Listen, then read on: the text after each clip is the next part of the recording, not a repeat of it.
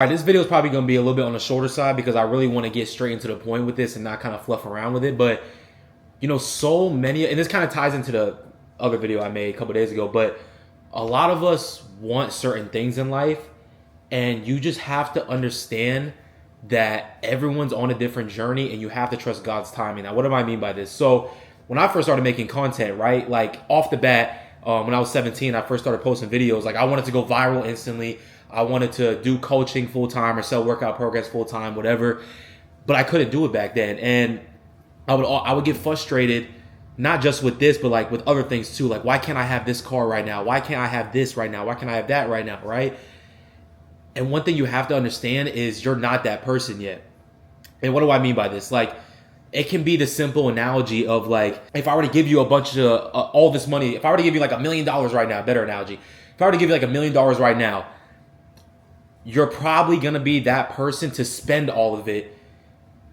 And then, God's going to be looking at you like, there's a reason why I didn't want to give it to you in the first place, because you don't know how to manage money, right? And you can use this analogy for everything in life. And that's why you have to trust God's timing and realize that sometimes the things you want in life and the places you want to be, whatever, you're just not that person. You're not ready for it yet. And that's why, if you're willing to go on this type of self-development journey or just journey in general, whether it's like, trying to get in shape, trying to build a business, trying to have a house, buy a house, whatever, that what you want, you have to go on that self-development journey in order to get there and become that person who's able to get that thing. Because again, like if you're wanting to be rich, but you don't know how to manage your fucking money or invest, or God knows that in that moment, the person you are now is going to spend it on stupid shit.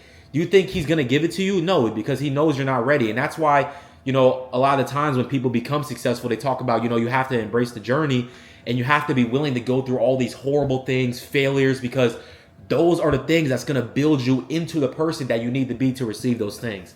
And again, I didn't want to kind of like fluff around this video. I just wanted to get straight to the point. And, that's the point. Like, if you want something in life and you've been praying for it, asking for it, wondering why you're not getting it, it's probably because you're not that person yet who's ready to receive it. So you just have to be willing to get uncomfortable, to, embrace change, right? Because let's be honest, if you're comfortable all the time, or you're not really, if you feel like you're not progressing, it's because you're probably comfortable.